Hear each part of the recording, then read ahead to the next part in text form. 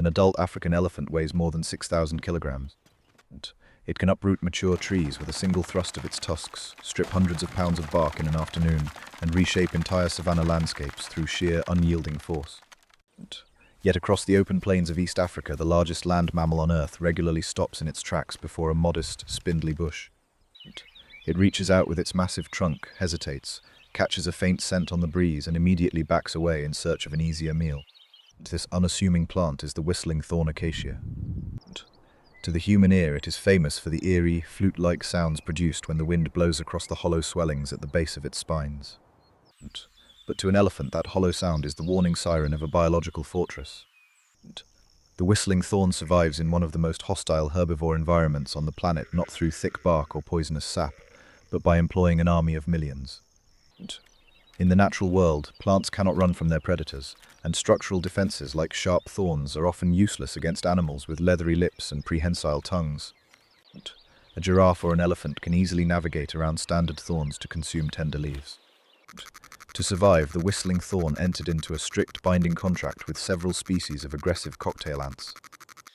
The terms of this ancient agreement are remarkably sophisticated. The tree provides the ants with two essential currencies: specialized housing and high-calorie food. At the base of its paired white spines, the tree grows enlarged, bulbous structures known as domatia. These woody spheres, often dark grey or black, are naturally hollowed out by the plant as they mature. For a colony of ants, each swollen thorn is a temperature-controlled, predator-proof nursery.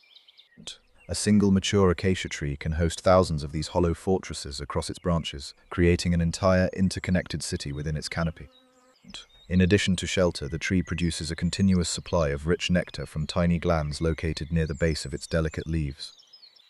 These extrafloral nectaries do not serve to attract pollinators.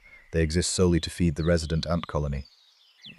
The nectar is rich in sugars and vital amino acids, creating a permanent, reliable food source that keeps the ants stationed directly on the foliage day and night. In exchange for room and board, the ants provide an immediate and merciless defense force. When an elephant or a giraffe approaches and begins browsing on the branches, the mechanical vibrations trigger an instantaneous chemical alarm throughout the colony. Within 5 seconds, thousands of cocktail ants pour out from the tiny entrance holes of their hollow thorns, swarming across every leaf, stem, and flower. While an elephant's outer hide is thick and tough, its trunk is an extraordinary organ of immense sensitivity. Packed with more than 40,000 individual muscle fascicles and dense networks of nerve endings, the interior of the elephant's nostrils is soft, moist, and vulnerable.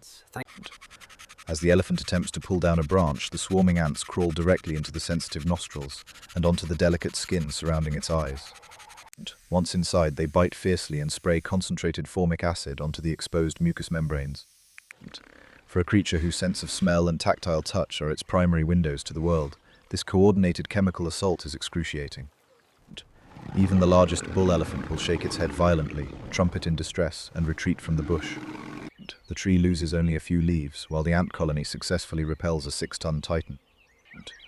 However, modern ecological science has revealed that this mutualistic partnership is far more fragile and complex than it appears on the surface.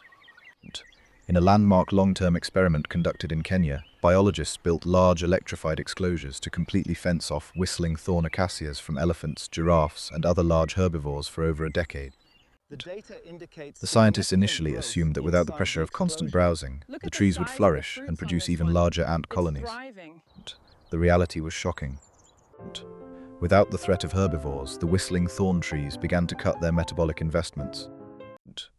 They produced significantly fewer swollen thorns and dramatically reduced the output of sweet nectar from their extrafloral glands.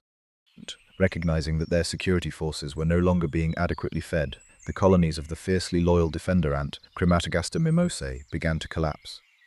In their absence, a rival ant species, Crematogaster shostedi, invaded the weakened trees. Unlike the defender ants, this species does not live peacefully inside hollow thorns. Instead, it nests inside the living wood of the tree's main trunk, utilizing holes excavated by wood-boring longhorn beetles. Rather than defending the tree, these opportunistic invaders accelerated insect damage, stunted the tree's growth, and dramatically increased its mortality rate. Fencing off the elephants had inadvertently doomed the very trees researchers sought to protect.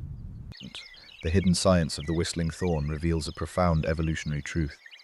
Symbiosis is not a static state of natural harmony, it is an ongoing negotiation. The tree only pays for its mercenary army when the enemy is actively at the gate, and the ants only defend their home when the tree continues to provide their sustenance. On the windswept savanna of East Africa, the gentle whistle of the acacia is not just the sound of the wind. It is the breath of a living fortress, a testament to how the smallest insects and the largest trees can unite to command the respect of giants.